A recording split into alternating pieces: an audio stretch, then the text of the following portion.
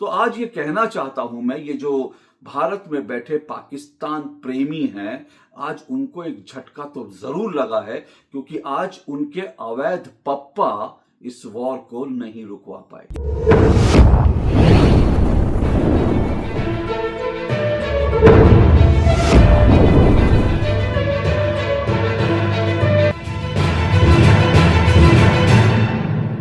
तो पाकिस्तान में बिरयानी और मटन कोरमा खाते हुए 21 घंटे की इस्लामाबाद टॉक्स खत्म हो गई, या यूं कहें कि खत्म कर दी गई, क्योंकि इसमें कोई नतीजा नहीं निकला। तो ये बेनतीजा बैठक खत्म हो गई, या सही शब्दों में अगर कहना हो तो यूं कहना चाहिए कि इस्लामाबाद टॉक्स फेल हो गई। भारत में बैठे कुछ पाकिस्तान प्रेमियों को यह उम्मीद थी कि इस्लामाबाद टॉक्स जो है वो बहुत कामयाब होगी, क्योंकि इसके पीछे पाकिस्तान का ब्रेन है। उनको ऐसा लगता था कि उनके अवैध पप्पा जो हैं वो ये वॉर रुकवा देंगे और दुनिया भर में पाकिस्तान विश्व गुरु और शांति का मसीहा बनकर उभरेगा। अब ये लोग जो उम्मीद लगाए बैठे थे, इनकी उम्मीदों पर पाकिस्तान ने पानी फेर दिया, क्योंकि पाकिस्तान इससे ज्यादा और कर भी क्या सकता था। पाकिस्तान का जो कुछ काम था उसने पूरी तरह से कोशिश करी कि किसी तरह से मांडवली हो जाए, लेकिन पाकिस्तान की ना इतनी हैसियत है, ना उसकी औकात है कि वो किन्हीं भी दो देशों के बीच मांडवली कर सके या करवा सके। हाँ, उसने जरूर कोशिश करी, अपना पूरा घर खोल दिया, अपना देश खोल दिया। वो ईरान के चरणों में बिछ गया, पाकिस्तान जो अमेरिका के चरणों में बिछ गया, लेकिन वॉर नहीं रुकवा पाया। तो आज ये कहना चाहता हूं मैं, ये जो भारत में बैठे पाकिस्तान प्रेमी हैं, आज उनको एक झटका तो जरूर लगा है, क्योंकि आज उनके अवैध पप्पा इस वॉर को नहीं रुकवा पाए। अब देखिए, मैंने पाकिस्तान के खिलाफ कुछ बोल दिया है तो भारत में बैठे पाकिस्तान के अवैध बच्चे कहेंगे कि देखो, अशोक श्रीवास्तव जो है वो चाहता है कि दुनिया में जंग होती रहे, मुझे जो है जंग से बड़ा प्रेम है। तो मैं बड़ा स्पष्ट कर दूं, मैं पहले भी कह चुका हूं, आज फिर से कह रहा हूं कि मैं इस जंग का बिल्कुल विरोधी हूं। मैं नहीं चाहता कि यह जंग हो, और मैं ये भी दिल से दुआ करता हूं, कामना करता हूं, प्रार्थना करता हूं कि यह जंग जितनी जल्दी रुके उतना अच्छा है, क्योंकि दुनिया के लिए और भारत के लिए इस जंग का रुकना ही बेहतर है। लेकिन तकलीफ इस बात की है कि जो लोग उम्मीद लगाए बैठे थे कि पाकिस्तान जो है जंग रुकवा देगा, तो उनको इतनी भी समझ नहीं है कि दो देशों में जब जंग होती है ना, तो वो जंग जो है कौन रुकवा सकता है? वो रुकवा सकता है जो एक शक्तिशाली देश हो। पाकिस्तान ऐसा शक्तिशाली देश नहीं है। या फिर जंग वो रुकवा सकता है जिसकी बात दोनों तरफ के लोग मानते हो। लेकिन पाकिस्तान तो दोनों तरफ कटोरा लेकर खड़ा था कि भाई, मेरे इस कटोरे में तुम डाल दो, मेरे इस कटोरे में तुम डाल दो, मैं तुम्हें अपना घर दे रहा हूं, मेरे घर में आओ, मेरे घर में बात कर लो, और मेरी झोली में कुछ रकम डालकर चले जाओ। पाकिस्तान सिर्फ, किसी ने सही कहा, पाकिस्तान जिस तरह से एक होता है ना कि दो लोग जो हैं, दो लोग जिनके बीच कोई दुश्मनी होती है या कोई विवाद होता है, तो वो किसी होटल को किराए पे ले लेते हैं, किसी रेस्टोरेंट में जाते हैं, उस रेस्टोरेंट में कहते हैं कि भैया, उसके मालिक को कहते हैं हम तुम्हें किराया देंगे, हमको जगह दे दो। तो वो जो है, दोनों जो लोग हैं, जो दोनों लोग विवादित पार्टियां, वो दोनों आती हैं, उस जगह बैठती हैं, उस जगह का भुगतान करती हैं और बातचीत करके चली जाती हैं। तो पाकिस्तान की इतनी ही हैसियत है, इससे ज्यादा हैसियत है नहीं। लेकिन कुछ लोग उम्मीद लगाए बैठे थे कि पाकिस्तान जो है वो वॉर रुकवा देगा, और पाकिस्तान ने कितना शानदार काम किया है। बहरहाल इन सब पर आएंगे, लेकिन फिलहाल इस वक्त जो हो रहा है उसको समझ लीजिए। तो ये जो इस्लामाबाद टॉक्स थी वो फेल हो गई हैं, तो बहुत लोगों को बड़ा झटका लगा है। अब ये फेल क्यों हुई है, इसके पीछे जो तमाम कारण है वो धीरे धीरे सामने आएंगे। उनके उनके कारणों का विश्लेषण होगा, दोनों तरफ से जो बातें सामने आएंगी वो पता चलेगी। लेकिन फिलहाल अमेरिका ने साफ तौर पर कह दिया कि ईरान को हमने जो शर्तें दी थी, वो शर्तें ईरान मानने के लिए तैयार नहीं है, इसलिए जो है हम इस टॉक्स को अब नहीं मानते। हम मानते हैं कि ये टॉक्स जो है फेल हो गई, इससे आगे कुछ नहीं, उसके बाद हम देखेंगे। और ये ऐलान करने के साथ ही जो है, उसके साथ साथ अमेरिका के राष्ट्रपति डोनाल्ड ट्रंप ने ये ऐलान कर दिया कि जो स्ट्रेट ऑफ हॉर्मुज है, वहां पर वो अपनी नेवी को भेज रहा है और वहां पर वो ब्लॉकेट करेगा। अब इसका मतलब समझते हैं, इसका मतलब यह है कि अब जो है, हो सकता है कि सी में भी, क्योंकि अमेरिका अगर अपनी अपनी अपनी जो नेवी है, अगर उसको स्ट्रेट ऑफ हॉर्मुज में भेज देगा, जहां पर ईरान पहले से ही बैठा हुआ और जहां पर उसने माइंस बिछा रखी हैं, जो है समुद्र के नीचे माइंस बिछा रखी है, तो यह भी बहुत संभव है कि ये युद्ध जो है एक नए लेवल पर एस्केलेट कर जाए, अगर स्ट्रेट ऑफ हॉर्मुज में या फिर समुद्र में जो है ईरान और अमेरिका के बीच जो है जंग होती है। अगर ऐसा होता है तो अभी हम कह नहीं सकते, क्योंकि राष्ट्रपति डोनाल्ड ट्रंप जो है वो कहते कुछ है करते कुछ है,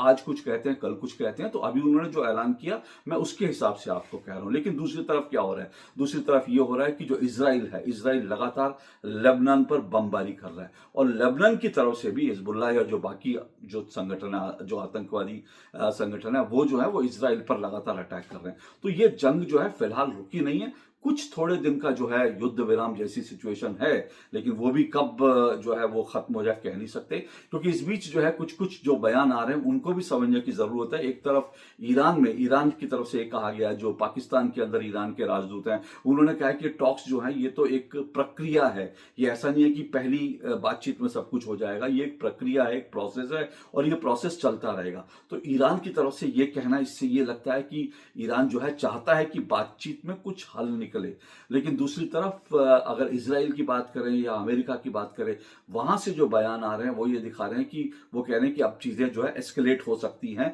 और ईरान अगर हमारी बात नहीं मानेगा तो फिर हम कुछ भी कर सकते हैं। राष्ट्रपति डोनाल्ड ट्रंप ने यहां तक कहा है कि मतलब एक दिन का काम है उनके लिए ईरान को सेट कर देना। इससे पहले उन्होंने ये भी कहा कि दरअसल जब मैंने कहा था, यानी ट्रंप ने जब कहा था कि आज की रात एक सभ्यता खत्म हो जाएगी, तो इसके बाद ही जो है ईरान फटाफट भाग कर आया था और ईरान ने कहा था कि जो है हम बातचीत करना चाहते हैं। तो दोनों तरफ से जो बयान आ रहे हैं उनका विश्लेषण आप करें तो अब फिलहाल ऐसा लगता है कि ईरान जो है मैदान में बना हुआ है, वो खड़ा हुआ है, लेकिन वो चाहता है कि बातचीत होती रहे।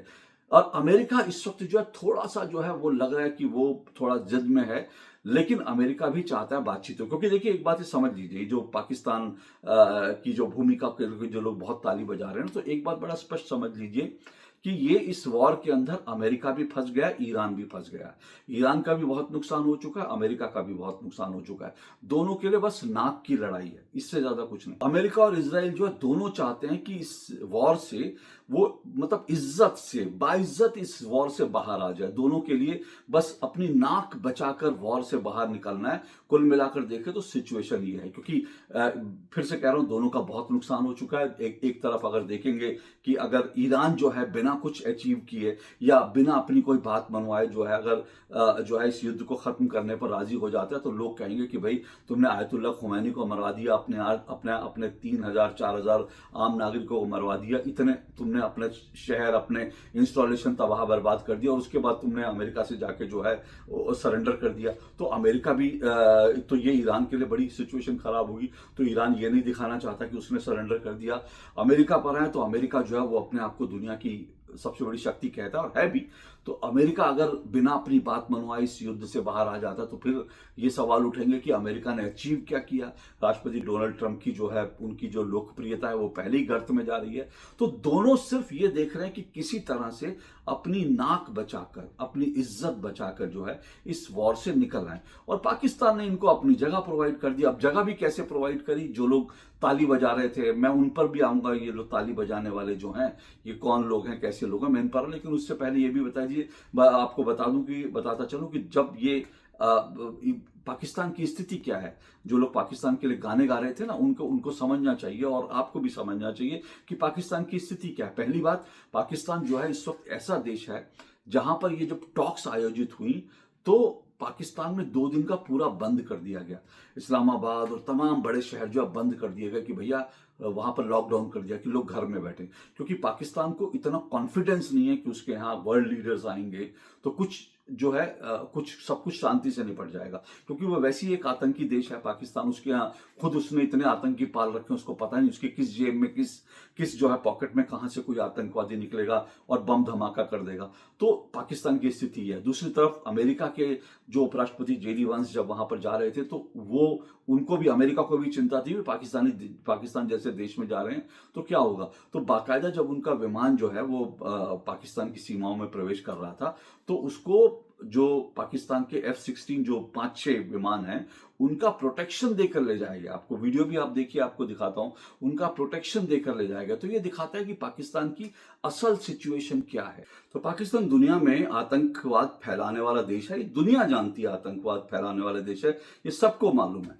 लेकिन साथ साथ पाकिस्तान की आर्थिक स्थिति इतनी खराब है कि वो हर किसी से भीख का कटोरा लेकर हर किसी के सामने खड़ा हो जाता है। और इसके कारण जो है दुनिया में जो ताकतवर मुल्क हैं वो अपनी कोई भी बात पाकिस्तान से मनवा सकते हैं। दुनिया में पता है, अमेरिका को पता है कि अगर वो जरा सा इशारा कर दे तो वहां के प्रधानमंत्री, वहां के सेना अध्यक्ष जो है वहां पर जाके ट्रंप के कदमों में बिक जाएंगे। सर आप ये ले लीजिए, ये ले लीजिए, हमारे मिनरल्स ले लीजिए, हमारा ये ले लीजिए, हमारा वो सब हम आप हमसे जो है जो मर्जी करवा लीजिए, मुजरा करवा लीजिए, या हमसे ये कहलवा लीजिए कि आपको जो है नोबेल पीस प्राइज मिलना चाहिए। तो उसकी स्थिति ऐसी है। दूसरी तरफ ईरान भी जो है एक अगर कहे तो एक शक्तिशाली देश है।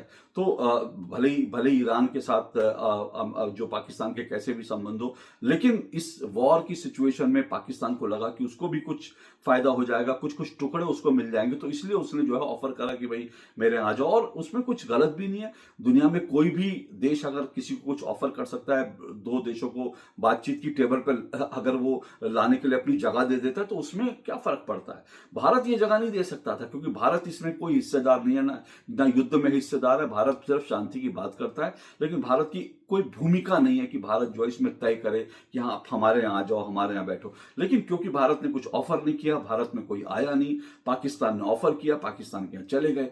तो भारत में जो पाकिस्तानी देशभक्त हैं, जो पाकिस्तान की अवैध औलादें भारत में पल रही हैं, वो इस तरह से छाती पीटने लगी जैसे पाकिस्तान ने क्या करिश्मा कर दिया। अब इनके जो ट्वीट्स हैं, आप इनके ट्वीट्स, इनके बयान सुनिए, आपको लगेगा कि वास्तव में ये भारतीय लोग हैं।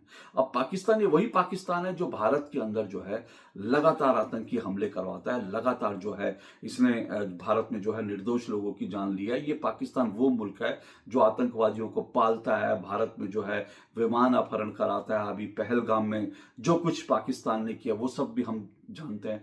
उसके बावजूद भारत में बैठे कुछ नेता, कुछ बुद्धिजीवी, सो कॉल्ड बुद्धिजीवी, कुछ खुद को पत्रकार, यूट्यूबर कहने वाले जो खुद को पत्रकार कहते हैं, ये लोग जो है पाकिस्तान के लिए जिस तरह से बैटिंग कर रहे थे उसको देखकर शर्म आ रही थी कि भारत में पाकिस्तान के पक्ष में इतने लोग हो सकते हैं। हालांकि ये बता दूं, भारत में पाकिस्तान के पक्ष में बहुत लोग हैं, क्योंकि ये वो लोग हैं जिनके अब्बा जान ने जो है पाकिस्तान के लिए वोटिंग की थी। जब 1947 में हुआ तो इनके अब्बा जान जो है उन्होंने पाकिस्तान के लिए वोटिंग की, लेकिन वोटिंग उन्होंने पाकिस्तान के लिए की, पाकिस्तान बनवा लिया। लेकिन उसके बाद पाकिस्तान वो गए नहीं, क्योंकि उन्होंने कहा कि भैया हंस के लिया है पाकिस्तान, लड़ के लेंगे हिंदुस्तान। तो इस मंशा से वो उनकी जो जिन्होंने पाकिस्तान के लिए वोट किया, उनकी औलादें आज भी भारत में बैठी हैं। लेकिन ये वो औलादें नहीं थी। इनमें से कुछ लोग हैं जिन्होंने पाकिस्तान के लिए वोट किया था, जिनके बाप दादाओं ने। लेकिन इसमें ऐसे लोग हैं जो दरअसल जो है दूसरी कौम के हैं, यानी उसमें हिंदू भी हैं। ऐसा नहीं कि जिन्होंने पाकिस्तान के लिए वोट किया था उनकी औलादें हैं, इसमें जो है दूसरे लोग भी हैं। और ये देखकर बड़ी हैरत होती है। सुनेंगे आपने कुछ अगर देखा होगा तो मैं बताऊं। इसमें देखिए क्या, इसमें उदित राज कांग्रेस के नेता, वो लिखते हैं पाकिस्तान ने विश्व गुरु का खिताब ले लिया, वाह। उसके बाद जयराम रमेश कांग्रेस के मीडिया सेल के इंचार्ज है, वो कहते हैं पाक को दलाल का स्वयंभू विश्व गुरु एक्सपोज हुआ। यानी भारत के ऊपर वो टिप्पणी कर रहे हैं कि भारत स्वयंभू विश्व गुरु है, वो एक्सपोज हो गया क्योंकि पाकिस्तान में टॉक्स होने लगी। आतंकी देश शांति दूत बना संजय सिंह, आम आदमी पार्टी के प्रवक्ता। पाकिस्तान ने अहम भूमिका निभाई, महबूबा मुफ्ती, कौन है आप अच्छी तरह से जानते हैं। पाकिस्तान की प्रतिष्ठा बढ़ी, ये कौन है, ये संजय राउत है। इसके अलावा अरफा खानम कहती है कि भाई पाकिस्तान तो विश्व गुरु है, विश्व गुरु तो असली पाकिस्तानी है। और भी मतलब प्रशांत भूषण और ऐसे तमाम लोग जो हैं वो सब के सब जिस तरह से पाकिस्तान की प्रशंसा कर रहे थे, पाकिस्तान के लिए जो है वो ये लोग मुजरा कर रहे थे, वो देखकर हैरानी भी हुई, दुख भी हुआ, क्योंकि भारत में इतने लोग पाकिस्तानी देशभक्त हैं। अच्छा, देशभक्त से ज्यादा एक और जो है एक व्यक्ति है आकाश बनर्जी करके, जो है वो भी जो है वो अपने आप का अपने नाम के आगे लिखता है वो कि वो उसका जो टाइटल हैंडल है वो अपने आप को द देशभक्त कहता है। पर वो असल में ऐसा लगा कि उसके ट्वीट देखकर ऐसा लगा कि उसको अपना पूरा नाम द पाकिस्तानी देशभक्त रखना चाहिए, क्योंकि पाकिस्तान के लिए उसको लगा पाकिस्तान ने क्या करिश्मा कर दिया और पाकिस्तान तो शांति का दूत बन गया। मतलब ये कौन लोग हैं, ये समझने की जरूरत है, कौन लोग हैं। तो अगर आप इनके प्रोफाइल पर नजर डालेंगे, इनके इतिहास पर नजर डालेंगे, तो आपको समझ आएगा ये कौन लोग हैं। ये दरअसल मोदी विरोधी गैंग के लोग हैं। ये तमाम लोग, चाहे उदित राज, जयराम रमेश, वो तो खैर विपक्षी पार्टियों के हैं, इसके अलावा प्रशांत भूषण और ये जो सो कॉल्ड देशभक्त कहता है, और इसके साथ साथ जो है अरफा खानम और बाकी जो तमाम ये जो पूरा का पूरा गैंग है ना, ये गैंग और कुछ नहीं, ये मोदी विरोधी गैंग है। अब मोदी विरोध आपको करना समझ में आता है, बिल्कुल आपको मोदी विरोध करना चाहिए, क्योंकि डेमोक्रेसी है। आपको मोदी का विरोध करने से कोई नहीं रोकता, और रोकना भी नहीं चाहिए, यह आपका अधिकार है। लेकिन मोदी विरोध करते करते आप पाकिस्तान के पाले में जाके खड़े हो जाते हो। ये मुझे बड़ा हैरानी हुई देखकर कि किस तरह से ये लोग पाकिस्तान का यशोगान करने लगे, पाकिस्तान की महफिल में जाके मुजरा करने लगे। ये अपने आप में बहुत दुर्भाग्य की बात है, और ये दुर्भाग्य की बात भी है, ये खतरनाक बात भी है कि भारत के अंदर इतने ज्यादा कीटाणु बैठे हुए हैं, इतने जो है पाकिस्तान परस्त लोग बैठे हुए हैं, और ये तमाम लोग हैं जिन्होंने पहलगाम आतंकी हमला होने पर पाकिस्तान के खिलाफ नहीं, बल्कि पाकिस्तान को ये लोग क्लीन चिट दे रहे थे। इनमें से कितने लोग हैं जिन्होंने कहा कि हाँ भारत की चूक थी, भारत ने ये नहीं किया, भारत ने वो नहीं किया, पाकिस्तान को पहलगाम में इन्होंने पाकिस्तान को क्लीन चिट दे दी थी। लेकिन भारत को किसी तरह से शर्मिंदा करने के लिए इन्होंने कोई मौका नहीं छोड़ा, और पाकिस्तान को प्रेज करने का इन्होंने कोई मौका नहीं छोड़ा। अब मोदी विरोध इनका समझ में आता है, आप मोदी विरोध करते हैं, लेकिन पाकिस्तान के लिए जो है वो तालियां क्यों पीट रहे हैं, पाकिस्तान का यशोगान क्यों कर रहे हैं, इसको समझने के लिए, जैसे मैंने कहा कि ये सब मोदी विरोधी गैंग के लोग हैं। लेकिन इसको क्या कहते हैं, इस पूरे सिंड्रोम को क्या कहना चाहिए, जो इनका पाकिस्तान प्रेम जो है, ये जो अचानक से उभर के आया, इस सिंड्रोम को क्या कहना चाहिए कि आप दुश्मन देश के पक्ष में खड़े हो जाते हैं। तो इस सिंड्रोम को अगर समझना हो तो उसके लिए एक कहावत है कि मतलब पड़ने पर गधे को बाप बनाना। इन्होंने मतलब पड़ने पर गधे को बाप बनाना कहावत है, इनके ऊपर पूरी तरह से फिट बैठती है। मतलब इनको मोदी का विरोध करना है, इसलिए इन्होंने पाकिस्तान को अपना बाप बना लिया। ये इस तरह की बात, हालांकि ये जो मुहावरा है पूरी तरह से सटीक शायद नहीं है, क्योंकि यहां पर गधे, हम पाकिस्तान को गधा नहीं कह सकते। ये ठीक बात है कि पाकिस्तान में गधे जो हैं वो निर्यात करता है, गधे बहुत होते हैं, लेकिन उसके बावजूद पाकिस्तान को गधा नहीं कह सकते, क्योंकि पाकिस्तान गधा नहीं है। पाकिस्तान को शायद अगर कहना हो तो गीदड़ कहना ठीक रहेगा, सियार कहना ठीक रहेगा, कुछ इस तरह की परिभाषा आपको देनी पड़ेगी कि पाकिस्तान के लिए। लेकिन गधा परफेक्टली नहीं कह सकते, लेकिन गधे बेचने वाला देश तो जरूर है। लेकिन इन लोगों के लिए, जो पाकिस्तानी प्रेमी गैंग है, इनके लिए यही कहना ठीक होगा कि इनको क्योंकि मोदी का विरोध करना है, तो इन्होंने मतलब पड़ने पर गधे को यानी पाकिस्तान को अपना बाप बना लिया। इससे ज्यादा इनके बारे में क्या कहा जाए। ये बहुत ही निकृष्ट किस्म के लोग हैं, और आपको इन लोगों को समझना चाहिए।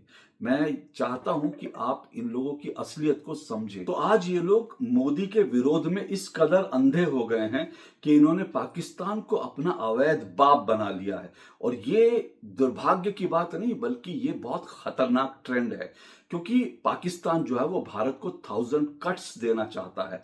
जो पाकिस्तान है वो चाहता है किसी भी तरह से भारत को विखंडित कर दे, और ऐसा देश जो भारत को अपना दुश्मन नंबर 1 मानता हो, ऐसा देश जो आए दिन भारत में जो है आम जो नागरिक हैं उनकी जान लेने के लिए तमाम तरह की जो है साजिशें रचता है, ऐसे देश के प्यार में ये लोग अंधे हो रहे हैं। ये अपने आप में बहुत खतरनाक बात है, क्योंकि आज ये जिस तरह से पाकिस्तान के प्रति प्रेम दिखा रहे हैं, कल को ये लोग पाकिस्तान के लिए हथियार भी बन सकते हैं भारत के खिलाफ, या फिर पाकिस्तान इनको जो है भारत के खिलाफ एक हथियार की तरह इस्तेमाल भी कर सकता है। इसलिए ये जो है, ये ट्रेंड जो है बहुत खतरनाक है, बहुत सावधान सतर्क होने की जरूरत है।